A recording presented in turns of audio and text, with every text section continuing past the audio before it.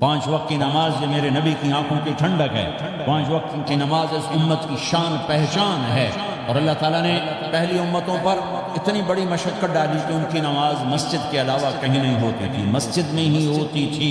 ہمارے لیے کتنی آسانی کر دی، جاب میں ہے مصلی بچھا نماز پڑھ، چلو مصلی بھی کوئی نہیں، زمین دیکھ اس پر کوئی گندگی تو کوئی نہیں ہے، بس زمین بھی تیرے لیے پاک ہے، چل نماز پڑھ۔ اور آسانی کر دی، پانی کوئی نہیں ہے، کوئی بات نہیں، مٹی میں ہاتھ مار، منہ پہ مار، پھر ایک ہاتھ مار یوں کر، چل نماز پڑھ، میں تیری قبول کروں گا۔ یہ کسی امت کے ساتھ یہ نہیں ہوا، انہیں وضو ہی کرنا تھا چاہے پانی 50 میل پر موجود ہو، اور ہمارے لیے پانی کوئی نہیں ہے، چلو تیمم، مٹی میں ہاتھ ہمارا یوں کیا، پھر ہاتھ ہمارا ایک یوں کیا ایک یوں کیا، چل بھائی اللہ اکبر قبول۔ عمار بن یاسر رضی اللہ تعالیٰ عنہ سفر میں تھے، ان کو نہانے کی ضرورت ہو گئی، نائٹ فال ہو گیا، تو انہوں نے سوچا کہ ویسے تو آدمی کو وضو کی ضرورت ہوتی ہے تو خالی منہ پہ ہاتھ مارا اور کونیوں تک، لیکن مجھے تو غسل کی ضرورت ہے، تو خالی اس سے تو کافی نہیں ہوگا۔ انہوں نے کپڑے اتارے، اکیلے تھے، ریت کے اوپر کبھی یوں لیٹے کبھی یوں لیٹے کبھی یوں لیٹے، 3-4 دفعہ یوں اور یوں رول ہوتے ہوتے پھر انہوں نے نماز پڑھی۔ آئے اللہ کے نبی کی بارگاہ میں، یا رسول اللہ مجھے رات کو نہانے کی ضرورت پڑ گئی، تو میں نے کہا وضو کے لیے تو خالی یہ 2 دفعہ کرنا کافی ہے، تو یہ تو نہانا تھا، تو میں تو ریت میں خوب رول ہوتا رہا۔ میرے نبی نے انما یکفیک ضربتان، ارے سیدھے بندے عمار، اس کے لیے بھی اتنا ہی کافی تھا کہ تو یوں کرتا اور یوں کرتا اور تو پاک ہو جاتا۔ اللہ نے اس نبی کے طفیل، اس محبوب مصطفیٰ صلی اللہ علیہ وسلم کے طفیل، اللہ نے کیا کیا سہولتیں اور آسانیاں ہمیں عطا فرمائی۔ پھر نماز 4 کی 2 رکعت کر دی کہ بھئی تم مسافر ہو 2 پڑھو، روزے میں سفر میں روزہ معاف کر دیا، بعد میں رکھ لینا، بعد میں رکھ لینا، قضا کرنے کا حکم، بالکل چھوڑنے کا نہیں۔ اور کہا گیا بھائی مریض ہو چھوڑ دو، مسافر ہو چھوڑ دو، اور نماز 2 رکعت کر دو، سنتیں چھوڑ دو۔ ابن عمر رضی اللہ تعالیٰ عنہ بیٹھے تھے تو انہوں نے 2 رکعت پڑھ کے بیٹھ گئے، تو ان کے خادم نے کہا سنتیں نفل نہیں پڑھو گے؟ کہا اگر پڑھنا تو 4 فرض پڑھتا ہوں، میرے اللہ نے معافی دے دی تو میں کیوں پڑھوں؟ میرے نبی نے سفر میں سنتیں نہیں پڑھی کبھی، اپنی امت کو سہولت دینے، فجر کی سنتیں 2 پڑھتے تھے، اس کے علاوہ سنتیں نہیں پڑھی تاکہ میری امت کو سہولت ہو، آسانی ہو۔ ایک دفعہ بارش ہو رہی تھی اور کوئی جگہ نہیں تھی نماز پڑھنے کے لیے، تو آپ نے اپنی اونٹنی کو آگے کیا اور اس پر بیٹھ گئے، بیٹھے تھے، پیچھے صحابہ نے اونٹنیوں پر ہی صفیں بنائیں اور یہ نماز اونٹنی پہ بیٹھ کر ادا کی گئی۔ بارش کے اندر نماز اونٹنی کے اوپر نماز بھی ہو گئی، رکوع بھی ہو گیا، سجدہ بھی ہو گیا، سلام بھی ہو گیا۔ پہلی امتوں کے لیے نہیں تھا، سجدہ ہی کرنا پڑے گا۔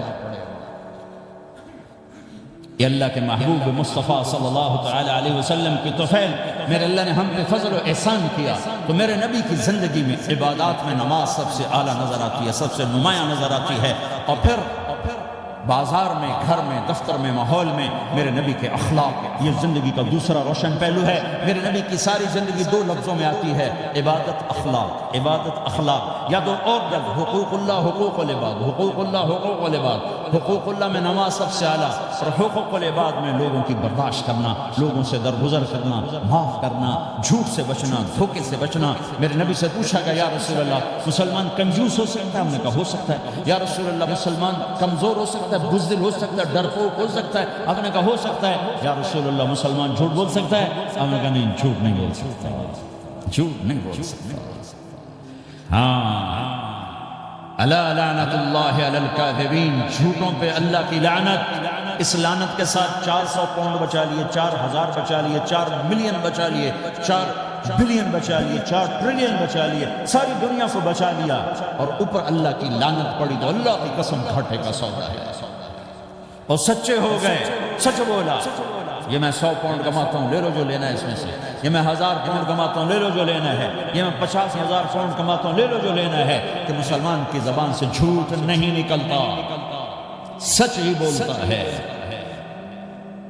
آپ تشریف لے جا رہے ہیں، ایک آواز ہے یا رسول اللہ، آپ نے یوں دیکھا، کوئی نظر نہیں آیا، پھر آواز ہے یا رسول اللہ، تو آپ نے دیکھا کہ ہرنی ڈیر چھوٹی، وہ کھڑی ہوئی رسی میں بندھی، تو آپ نے کہا کیا ہوا؟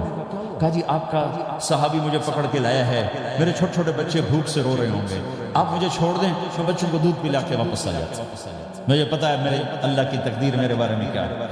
تو آپ نے کہا اگر تو واپس نہ آئی تو پھر تو اس نے کہا مجھے اللہ جہنم میں ڈال دے۔ آپ نے اس کی رسی کھول دی، خود وہیں بیٹھ گئی۔ اس نے دوڑ لگائی اور پہاڑوں میں گم ہو گئی۔ تھوڑی دیر کے بعد وہ دوڑتی ہوئی آئی اور آ کے سر یا رسول اللہ میں حاضر ہوں۔ تو آپ نے اس کو باندھ کے وہیں آپ بیٹھ گئے نہیں۔ دیر کے بعد وہ صحابی آئے جنہوں نے اس کو شکار کیا تھا، پکڑا تھا، تو کہنے لگے ان کو یا رسول اللہ آپ کہاں کیسے؟ کہ میں ایک درخواست لے کر آیا ہوں۔ کیا؟ کہ یہ ہرنی مجھے ہدیہ کر۔ کہ یا رسول اللہ سب کچھ آپ کا ہے، یعنی بس یہ ہدیہ کر۔ یا رسول اللہ حاضر۔ آپ نے اس کو لے کر رسی اس کی گردن سے لے نکالی کہ جا بچی اپنے بچوں کے پاس جا کے خوشی منا۔ سچ نجات دیتا ہے اور جھوٹ ہلاک کرتا ہے۔ ایک ہرنی جان کی بازی کھیل گئی سچ بولنے کے لیے، تم چند پونڈوں پہ جھوٹ بولتے ہو، ایمان کو برباد کر کے رکھ دیتے ہو۔ مسلمان جھوٹ نہیں بولتا، مسلمان دھوکہ نہیں دیتا،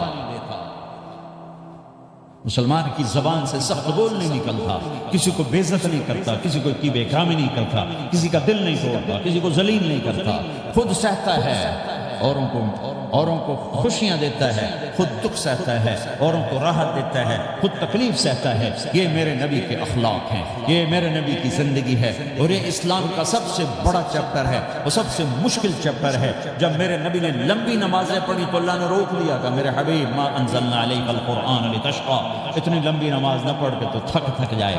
میرے نبی نے تبلیغ میں زور دکھایا تو اللہ نے روک دیا فلتذهب نفسك علیہم حسرات، میرے نبی اتنا غم نہ کر کے آپ خود ہی آہیں بھرتے بھرتے آپ مر جائیں۔ میرے نبی نے مال سارا خرچ کیا، اللہ نے اس سے بھی روک دیا وَلَا تَبْسُطْهَا كُلَّ الْبَسْطِ فَتَقْعُدَ مَلُومًا مَحْسُورًا، اتنا خرچ نہ کریں کہ آپ خود پھر دکھی ہو کے بیٹھ جائیں۔ خرچ کرنا بہت بڑا عمل، تبلیغ سب سے سارے عملوں کا سردار عمل۔ تبلیغ سے بڑا کوئی کام ہوتا تو اللہ نبیوں کو دیتا، اگر تبلیغ سے بڑھ کر کوئی کام ہوتا تو اللہ نبیوں کو دیتا، گشت سے بڑھ کر کوئی محنت ہوتی تو اللہ نبیوں کو دیتا۔ 950 سال نوح علیہ السلام گشتی کر رہے ہیں، اور اللہ کی مان لو، اللہ کی مان لو، اتنا عظیم عمل کا میرے نبی درمیانہ نماز سب سے بڑی عبادت، میرے نبی درمیانہ کام۔ لیکن جب میرے نبی نے اخلاق اچھے کیے، دشمن کو معاف کرنا، لیکن ایک آدمی آپ سوئے ہوئے تھے، آپ کی تلوار لٹکی تھی، ایک آدمی آیا، اس نے آپ کی تلوار اتاری اور یوں آپ کے یوں ماری پسلی میں، آپ اٹھ کے بیٹھ گئے۔ اب وہ قتل کے ارادے کے لیے آ چکا ہے اور تلوار یہاں ہے، کہتا من یمنعک منی، اب بول تمہیں کون بچائے گا؟ تو آپ نے مسکراتے ہوئے کہا اللہ، تو اس کے ہاتھ سے تلوار گر پڑی، تو آپ نے اٹھا لی، آپ نے یوں سیدھی کی، اب تو بچا، تجھے کون بچائے گا؟ کہنے لگا مجھے تو ہی بچائے گا، وہ تو اللہ کو جانتا نہیں، کہا بابا مجھے تو ہی بچائے گا۔ تو آپ کہتے ہیں اس کا سر اڑا دو، یہ نبی کو قتل کرنے آیا ہے۔ میرے نبی نے فرمایا کلمہ پڑھتے ہو؟ کہا نہیں پڑھتا۔ کہا جاؤ معاف کیا۔ یہ میرے نبی کے اخلاق ہیں۔ 20 سال جنہوں نے قتل کے منصوبے بنائے، قتل کے منصوبے میں مکہ والے، جب آپ مکہ میں فاتحانہ داخل ہوئے، ابو سفیان سب سے زیادہ آپ کو دکھ پہنچانے والوں میں پیش آپ نے ابو سفیان کو عزت دی۔ جو ابو سفیان کے گھر میں داخل ہوگا اس کو کچھ نہیں کہا جائے گا۔ آپ تو ابو سفیان کو بلا کے سولی پہ لٹکاتے ہیں، اور آپ کہہ رہے ہیں جو ابو سفیان کے گھر میں جائے گا اسے کچھ نہیں کہا جائے گا، جو بیت اللہ میں ہوگا اسے کچھ نہیں کہا جائے گا۔ سارا مکہ سامنے، آپ یوں بیت اللہ کا دروازے پر یوں دونوں ہاتھ سے ٹکا کے کھڑے تھے، پھر آپ نے کہا میں کیا کروں گا اب تمہارے ساتھ؟ تو سہیل بن عمر نے کہا آپ کریم ہیں، کریم کے بیٹے ہیں، تو آپ نے کہا جاؤ میں نے معاف کیا۔ یہ اخلاق آج مٹ چکے ہیں، مردوں سے، عورتوں سے، علم والوں سے، خانقاہ والوں سے، تبلیغ والوں سے، سب زیرو ہوئے پڑے ہیں۔ جب تک یہ اخلاق زندہ نہیں ہوتے اسلامی زندگی قائم نہیں ہو سکتی، اسلامی معاشرت قائم نہیں ہو سکتی، اور دین دو چیزوں سے آگے پھیلتا ہے، ایک دعوت اور ایک اخلاق۔ دعوت اور اخلاق، دعوت نہیں ہوگی تو اخلاق نہیں پڑے رہ جائیں، اخلاق نہیں ہوگے تو دعوت کوئی قبول نہیں کرے۔ میرے نبی نے کتنے معجزے دکھائے مکے میں، نہیں کلمہ پڑھا۔ بدر میں ان کے 70 مارے گئے، فرشتوں کو دیکھا، جبریل کے گھوڑے کی آواز سنی، کلمہ نہیں پڑھا۔ خندق میں شکست ہوئی، کلمہ نہیں پڑھا۔ پانی نکلتے دیکھا، انگلیوں سے کلمہ نہیں پڑھا۔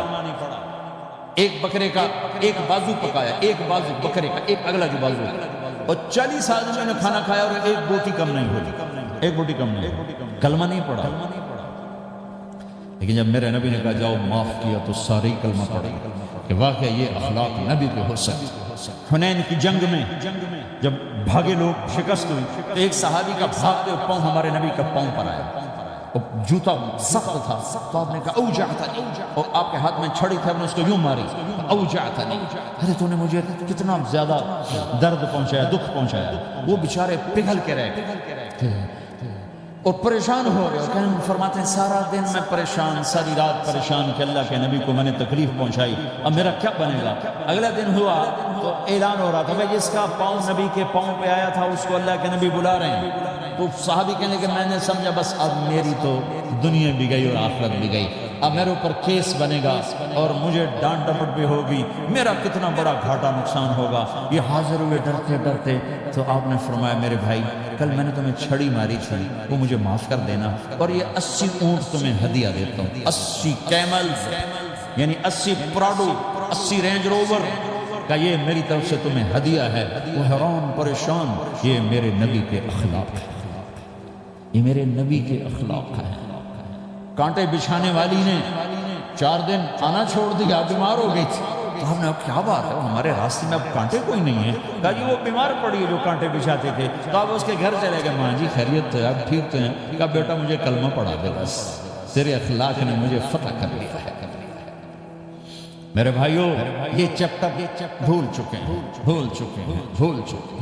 جب تک یہ چیپٹر زندہ نہیں ہوگا زندگی اسلامی نہیں بنے گی، معاشرہ اسلامی نہیں بنے گا، اور آگے قوموں کے لیے اسلام کا دروازہ نہیں کھولے گا۔ ہمیں معاف کرنا آتا ہو، ہمیں گالی دینے والے کو دعا دینا آتا ہو، غیبت کرنے والے کی تعریف آتی ہو، اور غیبت کرنے سے، غیبت سننے سے اپنے آپ کو ایسے بچاؤ جیسے زہر سے بچا دے، اسے آگ سے بچاؤ۔ ایک دوسرے کو نفرت کا بول نہ بولو ورنہ ساری زندگی تباہ و برباد ہو جائے گی۔ میرے رب کی قسم، میرے نبی نے کہا ایک زبان کا بول انسان بولتا ہے اور جہنم کی گہرائیوں میں گر جاتا ہے، اور ایک زبان کا بول انسان بولتا ہے اور جنت کے درجات پر چڑھ جاتا ہے۔ یہ زبان بہت طاقتور چیز ہے، میں ہر بیان میں اس کو دہرا رہا ہوں کہ جتنا یہ عمل ختم ہو چکا ہے اتنا کوئی عمل بھی نہیں ختم ہوا ہے۔ اور ایک صحابی ہیں ابو دجانہ، کون ابو دجانہ؟ السابقون الاولون من المہاجرین والانصار، اس میں پہلی صف کے صحابہ۔ کون ابو دجانہ؟ جب آپ حج پر گئے تو اپنی جگہ مدینے کا امیر ابو دجانہ کو بنایا۔ ابو دجانہ حج میں شریک نہیں ہوئے کہ آپ نے اپنی جگہ ان کو اپنا نائب بنا کے وہاں کھڑا فرمایا ابو دجانہ میری جگہ پر مدینے کا امیر ہے، یہ وہ ابو دجانہ ہیں۔ کون ابو دجانہ؟ جو جنگ بدر سے لے کر آخری حج تک ہر سفر میں شریک ہیں، ہر سفر میں شریک ہیں۔ ان کی ایک بات میں بتانا چاہتا ہوں، پہلے تھوڑی سی ان کی ہسٹری بتانا چاہتا ہوں۔ کون ابو دجانہ؟ احد کی جنگ میں آپ نے تلوار اٹھائی، کہ اس تلوار کو کون لے گا؟ کئی صحابہ کھڑے ہو گئے، آپ نے کہا اس تلوار کا حق کون ادا کرے گا؟ سارے بیٹھ گئے، 3 آدمی کھڑے رہے، ایک زبیر بن عوام، ایک عمر بن خطاب، ایک ابو دجانہ۔ ان کا نام ہے سماک بن خرشنہ، سماک بن خرشنہ ان کا نام ابو دجانہ سے مشہور ہے۔ تو آپ نے تلوار نہ عمر کو دی نہ زبیر کو دی، ابو دجانہ کو دی۔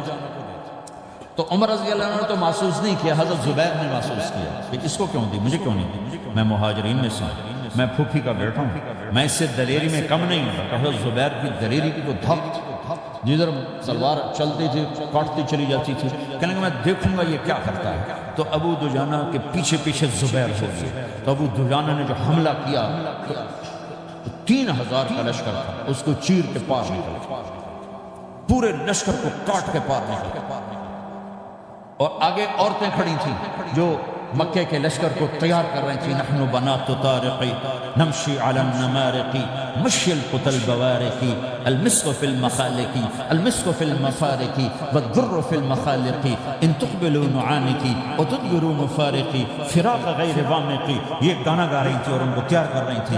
تو جب ابو دجانہ کی تلوار نظر آئی تو سب بھاگی، ہندا پکڑی گئی، تو آپ نے یوں اپنی تلوار ہندا کے سر پر رکھی، انہوں نے چیخ ماری، تلوار ہٹا دی۔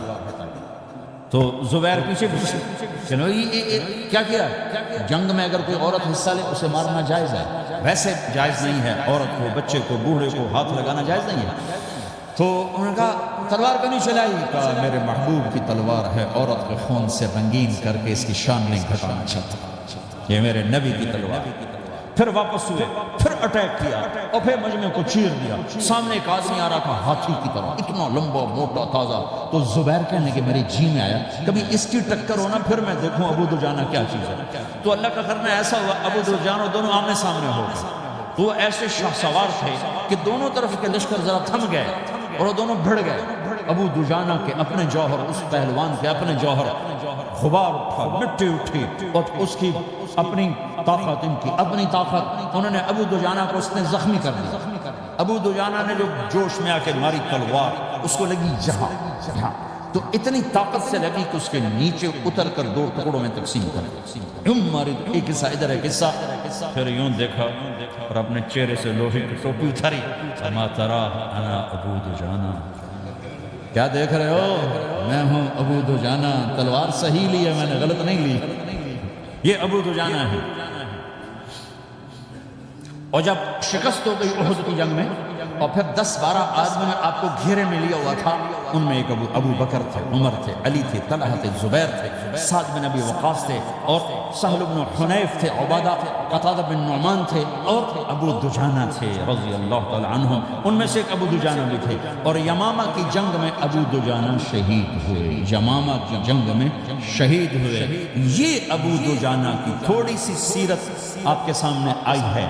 اس کے بعد اب آپ ان کے قول کو سنو تاکہ اس کا وزن آپ کے سامنے آئے۔ یہ بدر کے شریک ہیں، اللہ کے نبی نے کہا بدر کا صحابی جو مرضی کرے بخشا گیا۔ یہ صلح حدیبیہ کے شریک ہیں، اللہ نے قرآن میں کہا لقد رضی اللہ، میں ان سے راضی ہو گیا۔ یہ صحابی ہیں، اللہ نے کہا کلا وعد اللہ الحسنى، اے میرے نبی تیرے ہر صحابی کے لیے جنت کا وعدہ ہے۔ اب یہ کیا کہتے ہیں؟ یہ کیا کہتے ہیں لوگو؟ ان ارجع عملی انت،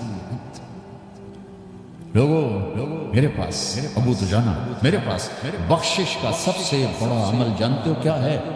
بدر نہیں، احد نہیں، حدیبیہ نہیں، خندق نہیں، خیبر نہیں، فتح مکہ نہیں، آخری حج نہیں، کیا ہے؟ کیا ہے لوگو؟ ان ارجع عملی عندی، میرے پاس آخرت میں بخشش کا سب سے بڑا عمل بس ایک ہے کہ ما آذیت احدا باللسان، میں نے اپنی زبان سے کبھی کسی کو دکھ نہیں پہنچایا۔ ولا اجد فی قلبی غلا لأحد، اور میرے دل میں کسی کے لیے بغض کوئی نہیں ہے، بس یہ میری بخشش کا۔ تو بھائیو، نبی کے اخلاق میں دو چیزیں لے لو، ایک زبان سے کسی کو دکھ نہ، ایک دل میں کسی کا بغض نہ رکھو۔ اللہ کی قسم بغیر حساب کتاب کے جنت میں جاؤ۔ بڑے بڑے جنید بغدادی اور بڑے بڑے معرفت والے تمہیں دیکھتے رہ جائیں گے، تمہاری رفتار اتنی تیز ہوگی کہ تمہیں وہی پکڑ سکے گا جس کا یہ دو عمل تم سے زیادہ اچھا ہوگا۔ جس روڈ پہ رش ہوتا آپ وہاں سے گاڑی ہٹا لیتے ہو، ادھر نہیں رش ہے، وہ آپ سائن وغیرہ آپ کو آ جاتے ہیں کہ ادھر بلاک ہے، ادھر نہیں جانا، ادھر جانا ہے۔ تو جہاں روڈ پہ رش ہوتا ہے تو قیمتی سے قیمتی گاڑی کی رفتار بھی آہستہ ہو جاتی ہے، اور جہاں روڈ خالی ہوتا ہے تو پرانی گاڑی بھی بھاگے جا رہی ہوتی ہے۔ ہمارے یہاں پرانی گاڑی ہوتی ہے، پرانی بسوں کے پیچھے لکھا ہوتا ہے نہ انجن کی خوبی نہ ڈرائیور کا کمال، خدا کے سہارے چلی جا رہی ہے۔ اور جس کے پاس ایسی گاڑی ہو نہ انجن کی خوبی نہ ڈرائیور کا کمال، تو اگر اس کو روڈ خالی مل جائے تو وہ تو مرسڈیز والے سے پہلے پہنچے گا، رینج روور والے سے پہلے پہنچے گا، بینٹلی والے سے پہلے پہنچے گا، رولز رائس والے سے پہلے پہنچے گا، جو وہ تو پھنسی کھڑی اور اس کا روڈ ہی خالی ہے۔ تو میرے بھائیو، یہ میں ایک مثال دیتا ہوں، عبادات کی روڈ پہ بہت رش ہے، نمازی بے شمار ہیں، روزے دار بے شمار ہیں، عمرے والے بے شمار ہیں، حج والے بے شمار ہیں، اور تہجد گزار بے شمار ہیں، علماء بے شمار ہیں، حافظ بے شمار ہیں، ذکر والے بے شمار ہیں، بہت رش ہے، تبلیغ والے بے شمار ہیں، لیکن جو اخلاق والا روڈ ہے نا، یہ خالی پڑا ہے۔ اس پہ موٹر زوکی پہ چڑھ کے آ جاؤ تو سب سے آگے نکل جاؤ، سائیکل پہ چڑھ کے آ جاؤ تو سب سے آگے نکل جاؤ، کہ روڈ ہی خالی ہے، اخلاق کا روڈ خالی ہے۔